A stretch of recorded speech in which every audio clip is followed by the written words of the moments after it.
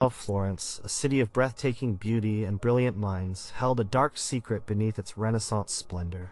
Under the long shadow of the Medici family, who shaped its very identity, public executions were not just rare events but carefully orchestrated spectacles. They served as chilling reminders of power, justice, and the swift, brutal consequences of defiance. These were not quiet affairs, they were loud, crowded, and utterly shocking. Imagine thousands gathered in the main square, the scent of fear mingling with the city's usual aromas as lives were snuffed out for all to see. Here are 7 of the most unforgettable and horrifying moments when Florence displayed its raw, unyielding authority. Number 1. The fiery end of Girolamo Savonarola and his brothers. The Piazza della Signoria, Florence's grand public square, was not just the heart of civic life, it was often the stage for the city's most brutal public displays. On May 23, 1498, a vast crowd gathered there, their faces a mixture of anticipation, fear, and grim satisfaction. This was not a typical market day, nor a joyous festival. This was the day Florence would execute its most controversial figure, Girolamo Savonarola, along with 2 of his Dominican friar companions, Domenico de Pazzi and Silvestro Maruffi. The air was heavy with the scent of burning wood, not from a bonfire of the vanities, which Savonarola himself had orchestrated, but from the pyre constructed for him. Savonarola, a friar from Ferrara, had arrived in Florence years earlier, his passionate sermons quickly capturing the city's imagination. He preached against the corruption of the church, the extravagance of the Medici, and the moral decay he saw rampant in Florentine society. His voice, sharp and unyielding, promised divine wrath if the city did not repent. For a time, he became the de facto ruler of Florence after the Medici were expelled in 1494. He established a republic based on strict moral principles, burning worldly possessions like gambling tables, elaborate clothing, and immoral art in his famous bonfires. He was a prophet, a reformer, and a political force, all wrapped into one cassock-clad figure, but Savonarola's zeal made him powerful enemies. The Pope, Alexander VI, grew increasingly alarmed by the friar's criticism and excommunicated him. The Florentine elite, weary of his strictures and the economic impact of his moralizing, began to turn against him. Political factions, notably the Arrabbiati, who sought a return to more traditional government, and the Compagnacci, young libertines who mocked his piety, actively worked for his downfall. The final blow came when he failed a trial by fire, a dramatic challenge he had accepted to prove God's favor. Though the trial itself was abandoned due to rain and endless delays, the public saw it as a sign of his loss of divine protection. Arrested in the convent of San Marco, Savonarola and his 2 loyal friars were subjected to multiple interrogations at the Bargello, the city's grim prison. Torture was standard practice for extracting confessions, and Savonarola, despite his spiritual strength, was not spared the agonies of the strappato, a device that pulled prisoners' arms behind their backs, dislocating their shoulders. Under torture, he sometimes confessed to fabricating his prophecies, only to recant these confessions when the pain subsided. The Florentine Signoria, the governing body, sought to discredit him completely, to prove he was a fraud rather than a martyr. They wanted a public spectacle that would solidify their power and appease the Pope. The morning of the execution was a macabre ceremony. Savonarola, Domenico, and Silvestro were led from the Bargello across the short distance to the Piazza della Signoria. Their hands were bound, their faces pale, but they walked with a measure of composure. A platform had been erected near the ringhiera of the Palazzo Vecchio, the city hall, dominated by a tall wooden gibbet with 3 nooses and a massive pyre beneath it. The execution site was strategically placed where the bonfires of the vanities had once blazed, a cruel reversal of fortune. Before the execution, the friars were led to the Palazzo Vecchio for a defrocking ceremony. Stripped of their Dominican habits, they were declared schismatics and heretics. The Bishop of Vassona, who oversaw the defrocking, struggled with the process. When he mistakenly said he was separating Savonarola from the church militant and triumphant, Savonarola corrected him, saying, "From the church militant, yes, but not from the church triumphant, for that is not in your power." This final defiance echoed his unwavering belief in his divine mission. The friars were then led to the gibbet. Savonarola was the last to ascend the ladder. The crowd was a restless sea of humanity, their murmurs and shouts rising and falling. Some threw stones, some cursed, while others remained silent, perhaps remembering the time when his words held sway over their souls. First, Silvestro Maruffi was hanged, then Domenico de Pescia. Finally, it was Savonarola's turn. As the noose tightened around his neck, the hangman pulled him up. His body swayed briefly. The flames of the pyre below were then lit, eager to consume the bodies. The fire quickly took hold. The intention was not just to hang them, but to burn their bodies to ash, preventing any relics from being collected by their remaining followers. This was a deliberate act to erase their memory, to deny them any chance of posthumous veneration. The heat was intense, the smoke acrid. The bodies were consumed by the flames, dissolving into indistinguishable charred remains.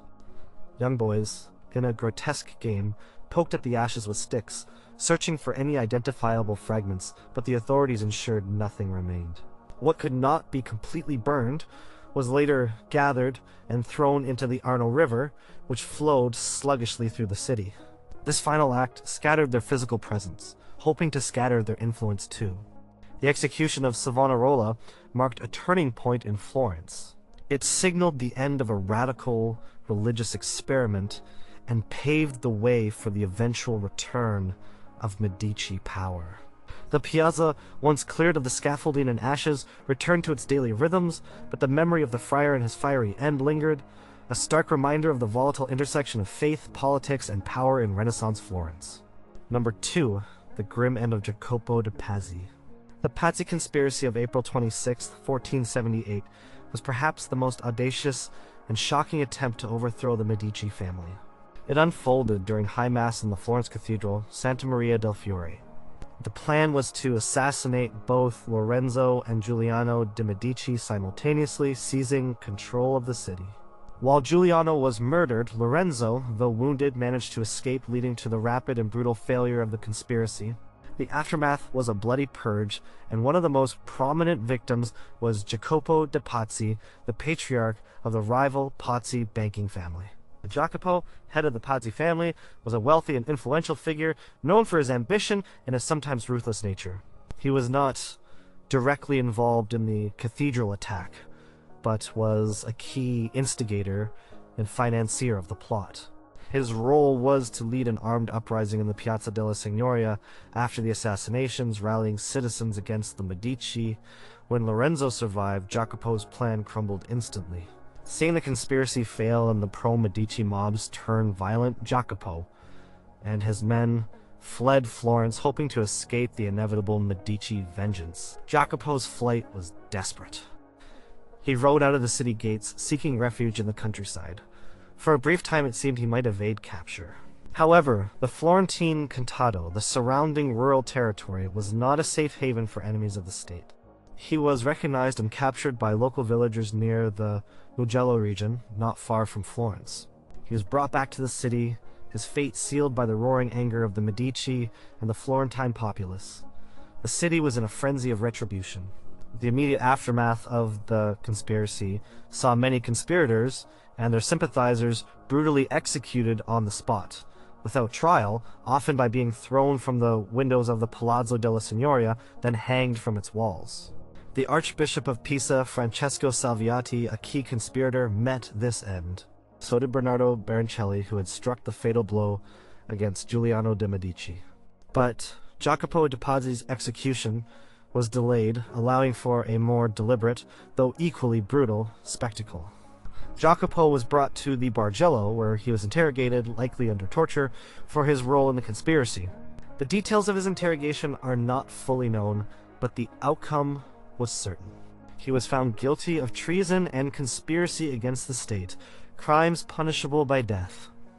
His execution was set for April 29th, 1478, just days after the failed plot. The execution took place in the Piazza della Signoria. Unlike the summary executions of some of the conspirators, Jacopo's was a more formal affair, though still driven by raw public fury. He was brought to the gibbet, likely erected in the square. The crowd was enormous, packed tightly into the piazza, their faces a mixture of triumph and bloodlust. For many, Jacopo represented the arrogant wealth and ambition that had threatened the peace of Florence. His demise was seen as divine justice. Jacopo de Pazzi was hanged. The moment of his death was met with a roar from the crowd, but his punishment did not end there. The Medici, keen to utterly humiliate and destroy the Pazzi name, subjected Jacopo's body to further indignity. After being cut down, his body was not immediately buried. Instead, it was dragged through the streets of Florence, a public display of the fate of those who defied the Medici. The procession was a gruesome parade of vengeance, culminating at the Pazzi family's property. However, the macabre spectacle did not end there. A few days later, on May 4th, a group of boys, reflecting the prevalent anti-Pazzi sentiment, dug up Jacopo's body from its temporary burial place in Santa Croce.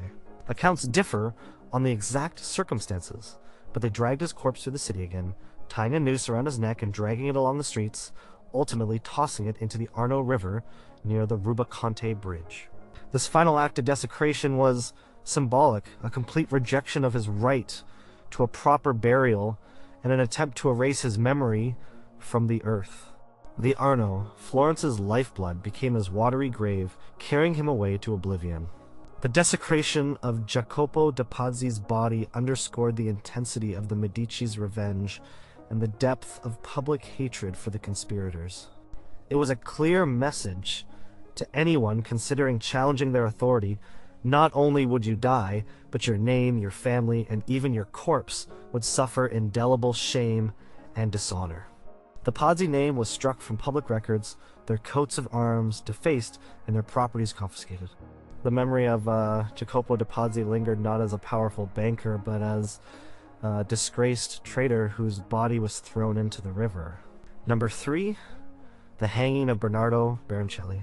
The morning of April 26, 1478, in Florence Cathedral, was supposed to be a celebration of Easter, a high mass attended by the city's elite, including the Medici brothers, Lorenzo and Giuliano. Instead, it became the scene of a brutal assassination attempt, a key event in the Pazzi conspiracy. Among the conspirators tasked with striking the fatal blow was Bernardo Baroncelli, a professional soldier and a known associate of the Pazzi family. His target was Giuliano de Medici. Bernardo Baroncelli was a desperate man, possibly in debt or seeking advancement. He was one of the 2 assassins specifically assigned to kill Giuliano, the other being Francesco Nori. While Nori's dagger merely wounded Giuliano, it was Baroncelli's weapon that struck the fatal blow, piercing Giuliano's skull and causing him to bleed to death on the cathedral floor. This act, committed in the sacred space during a holy ceremony, was seen as an act of profound sacrilege and treason against the city and its ruling family. The immediate aftermath of the assassination attempt was chaos. Lorenzo de Medici, though wounded, fought off his attackers and fled to the sacristy, where he barricaded himself. The Florentine populace, largely loyal to the Medici, quickly turned on the conspirators. Mobs formed, hunting down anyone suspected of involvement. The Pazzi plot collapsed within hours. Many conspirators were apprehended on the spot and met swift, brutal justice. Baroncelli, however, managed to escape the immediate fury of the mob. He fled Florence, seeking refuge outside the city's grasp. He likely hoped to reach the safety of Papal States territory, as Pope Sixtus IV was a silent backer of the conspiracy. But the Medici, with their vast network of informants and allies, were relentless in their pursuit of those who had attacked their family. Bernardo Baroncelli was eventually tracked down in Constantinople, the far-off capital of the Ottoman Empire. This was a testament to the Medici's reach and their determination to avenge Giuliano's death. Through diplomatic channels, and possibly a significant reward, the Florentine government secured his extradition. Baroncelli was brought back to Florence, a long and humiliating journey, to face the justice of the enraged city. His return to Florence was met with a grim anticipation. The Florentines remembered the horrific events of the cathedral. They thirsted for retribution. Baroncelli was taken to the Bargello, the city's notorious prison and site of torture. Interrogation, likely involving the Strappato, would have been a certainty, designed to extract any remaining information about the conspiracy and to break the spirit of the condemned. The execution of Bernardo Baroncelli was set for December 29th, 1479, more than a year and a half after the Pazzi conspiracy. This delay, unlike the immediate executions of some conspirators, allowed for a more public and ritualistic display of Medici power and vengeance. The chosen location for his hanging was a symbolic one, the exterior of the Palazzo della Signoria, the very seat of Florentine government and Medici power. Specifically, he was to be hanged from one of the windows facing the Piazza della Signoria. A massive crowd gathered in the square, eager to witness the end of the man who had murdered Giuliano de' Medici. The Piazza della Signoria was filled with thousands of onlookers, their eyes fixed on the Palazzo Vecchio. Baroncelli was brought out onto the balustrade of the Palazzo Vecchio, a public stage for a public execution. The executioner prepared the noose. The moment was captured by the renowned artist Leonardo da Vinci, who sketched Baroncelli as he was about to be hanged. Leonardo noted the colors of his clothes and the position of his body, a chilling artistic record of a brutal moment. As the noose was placed around Baroncelli's neck, a palpable tension filled the square. The crowd's anticipation was intense. Then, with a sudden pull, Baroncelli was pushed or dropped from the window. His body swung violently, suspended against the backdrop of the Palazzo Vecchio. The sight of his lifeless form, dangling from the very symbol of Florentine authority, was a stark and unforgettable lesson. It was a clear demonstration of what happened to those who dared to touch a Medici. His body was left hanging for a considerable period, a public warning to all. The intention was to instill terror and respect for the Medici family's unyielding authority. The display was meant to send a message not only to Florentines, but to any potential rivals or conspirators in other Italian states. The execution of Bernardo Baroncelli served as a final gruesome act of revenge for the murder of Giuliano de' Medici, a testament to the Medici's long memory and their capacity for merciless retribution. The horror of his death, enacted in such a prominent public space, remained etched in the city's collective memory for generations. Number 4. The swift justice for Francesco Salviati. The Pazzi conspiracy, a desperate gamble by the Pazzi family to seize power from the Medici, involved more than just Florentine bankers and soldiers. It also implicated high-ranking church officials, most notably Francesco Salviati, the Archbishop of Pisa. His involvement transformed the conspiracy from a simple power struggle into a complex political and religious drama with far-reaching consequences. Francesco Salviati was an ambitious prelate, deeply resentful of the Medici, who had blocked his appointment to the Archbishopric of Florence. His animosity towards Lorenzo de' Medici was personal and intense. Pope Sixtus IV, who also had strained relations with Lorenzo and desired greater influence in Tuscany, appointed Salviati as Archbishop of Pisa, a move that only increased his resentment when Lorenzo initially refused to allow him to enter his archdiocese. Salviati became a central figure in the conspiracy, not just lending it moral legitimacy through his ecclesiastical status, but also playing a direct active role. He was responsible for bringing in armed men from outside Florence to support the uprising. On that fateful Easter Sunday of April 26, 1478, while the assassination attempt on the Medici brothers unfolded in the cathedral, Salviati's task was to seize the Palazzo della Signoria, the seat of Florentine government. He led a small group of armed men, including his brother Jacopo, into the palazzo. His plan was to secure the building, capture the Signoria, and signal the start of the general uprising. However, Salviati's attempt to seize the palazzo was a disaster. He entered the building with his men, intending to surprise and overpower the Gonfaloniere di Giustizia and the members of the Signoria. But the Florentine magistrates and their guards were not easily intimidated. A struggle ensued within the halls of the palazzo. The alarm was raised. Doors were secured, trapping Salviati and his small force inside. The attempt to take the government building quickly failed. As news of the failed assassination in the cathedral spread and the pro-Medici mobs began to rise, the fate of Salviati and his accomplices inside the Palazzo Vecchio was sealed. The Florentine people, fiercely loyal to the Medici, stormed the palazzo.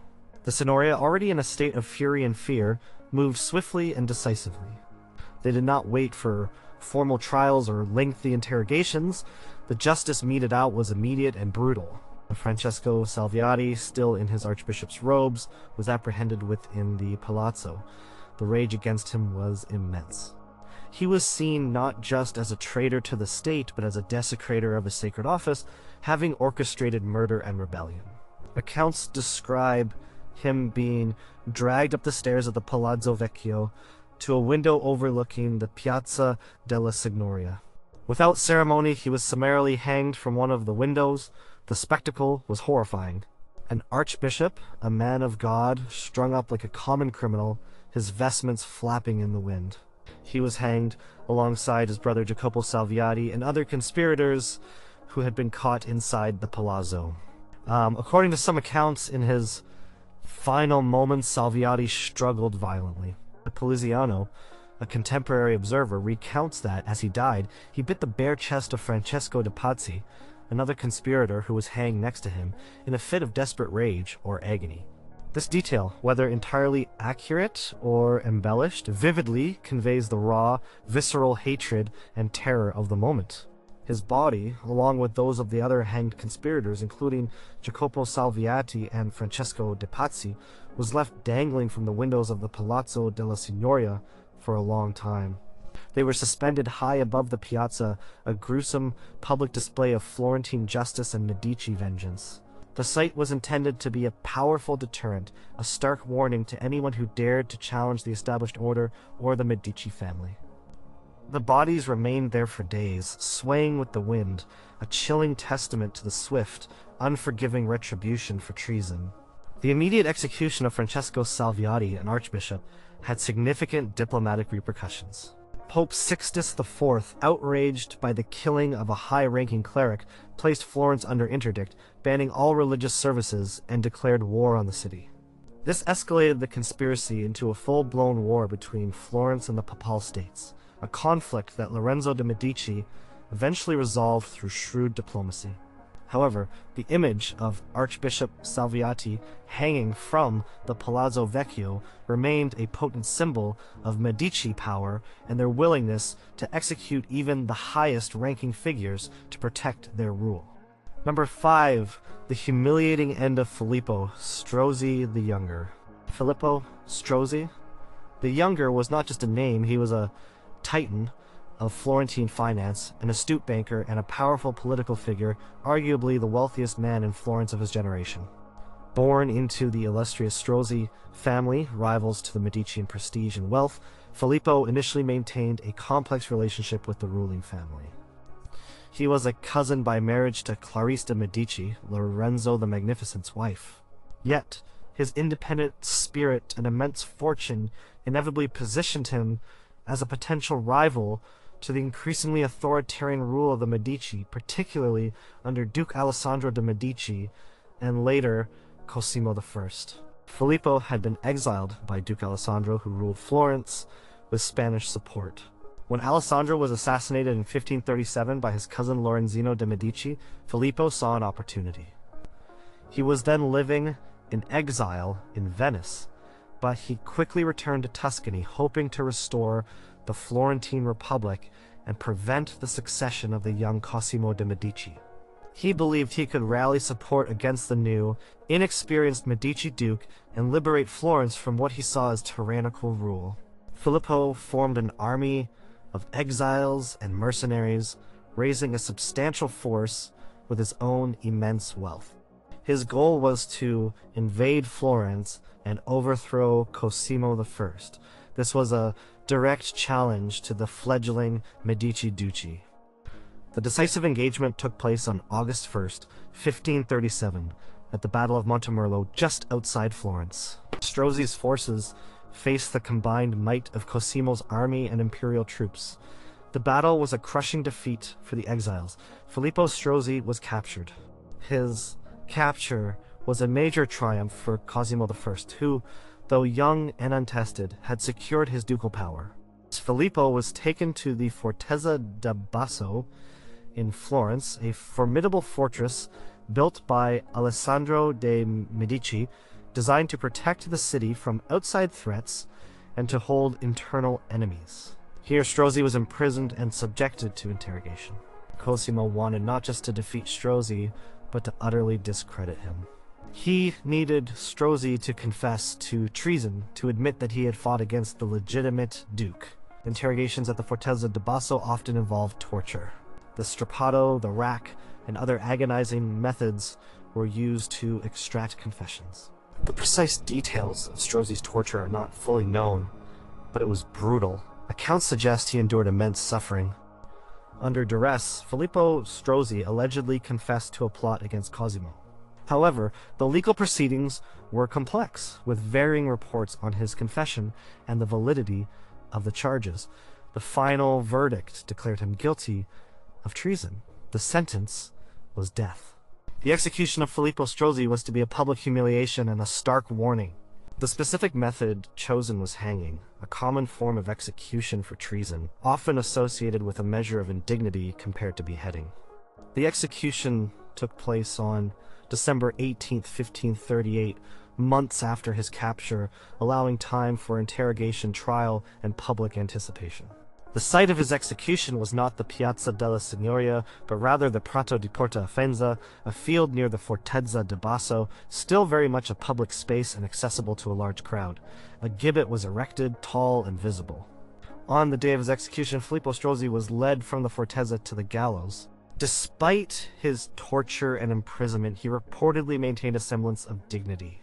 His wealth, his past influence, and his brave stand against tyranny made him a figure of considerable interest and sympathy for some. As he was brought to the gallows, the crowd would have been dense, a mix of curious onlookers, supporters of the Medici, and those who admired Strozzi's defiance. The executioner performed his grim duty. The noose was placed around Filippo Strozzi's neck and he was hanged. His body swayed in the open air, a visible symbol of Cosimo I's firm grip on power. The great banker, once a rival to the Medici, was now reduced to a lifeless spectacle. The fate of Filippo Strozzi was widely publicized.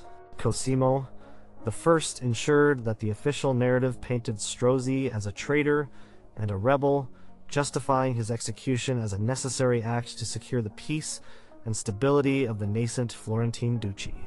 The execution served as a powerful message to any other exiled Florentines or internal dissenters who might consider challenging Cosimo's authority.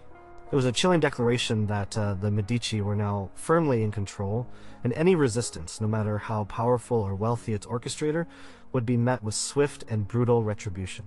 The death of Filippo Strozzi marked a definitive end to the republican aspirations of many Florentines and cemented Cosimo's position as the undisputed ruler of Florence. Number 6. The unfortunate end of Giovanni Battista Ridolfi. The early years of Cosimo I de' Medici's rule as Duke of Florence were fraught with challenges. Though he had successfully crushed the Strozzi exiles at Montemerlo, pockets of resistance and plots against his authority continued to emerge. One such challenge came from a group of powerful Florentine aristocrats who longed for the return of the Republic and viewed Cosimo as a usurper of true Florentine liberty. Among these figures was Giovanni Battista Ridolfi, a member of one of Florence's most ancient and distinguished families. Giovanni Battista Ridolfi was a well-respected figure in Florentine society, connected to many of the city's prominent families. He represented a faction that could not accept the complete transition from a republic, however flawed, to a hereditary duchy under Cosimo I. His belief was that the Medici, while powerful, were still essentially citizens of Florence, and that true power should reside with the people. This ideology put him in direct opposition to Cosimo's ambition and the political reality taking shape. Ridolfi became involved in a conspiracy that aimed to overthrow Cosimo I. Details of the plot are somewhat shadowy, but it involved prominent Florentine citizens who felt alienated by Cosimo's increasingly centralized power. They hoped to capitalize on any instability or dissatisfaction to restore a republican form of government. Their activities were conducted in secret, but Cosimo I had established a sophisticated intelligence network, a web of spies and informants designed to uncover any dissent or plots against him. It was this network that ultimately exposed the Ridolfi conspiracy. Cosimo's government agents uncovered the plot, identifying Giovanni Battista Ridolfi as a key figure. Once the conspiracy was brought to light, arrests quickly followed. Ridolfi was apprehended, along with others implicated in the scheme. Like other alleged conspirators against the Medici dukes, Ridolfi was taken to the Bargello or the Fortezza di Basso for interrogation. The Medici government, particularly Cosimo I, was determined to stamp out any opposition decisively. Torture was routinely employed to extract confessions and to implicate others. While the specific details of Ridolfi's interrogation are not widely recorded, it is safe to assume he endured severe pressure to confess his involvement and reveal his co-conspirators. He was ultimately found guilty of treason against the Duke and the state. The sentence was death. Cosimo I was a pragmatic ruler, and early in his reign, he understood the importance of making swift and brutal examples of those who dared to challenge his nascent authority. Public executions served as powerful deterrents, silencing dissent and consolidating his power. The execution of Giovanni Battista Ridolfi took place in the Piazza della Signoria, the traditional site for such spectacles. It was a deliberate choice to demonstrate power in the very heart of the city, before the Palazzo Vecchio, the symbol of Florentine governance. The execution occurred in 1540, just a few years into Cosimo's reign, when he was still cementing his authority. A gallows was erected in the piazza, a somber focal point for the gathered crowd. On the appointed day, Giovanni Battista Ridolfi was brought from his prison to the scaffold. The crowd would have been substantial, drawn by the grim anticipation of witnessing the demise of a prominent citizen. For many, it would have been a stark confirmation of the Duke's absolute power. Giovanni Battista Ridolfi was hanged. The moment of his death was a public performance meant to send a clear message. His body, suspended from the gibbet, was left on display for some time, a chilling warning to anyone contemplating rebellion or even expressing Republican sympathies.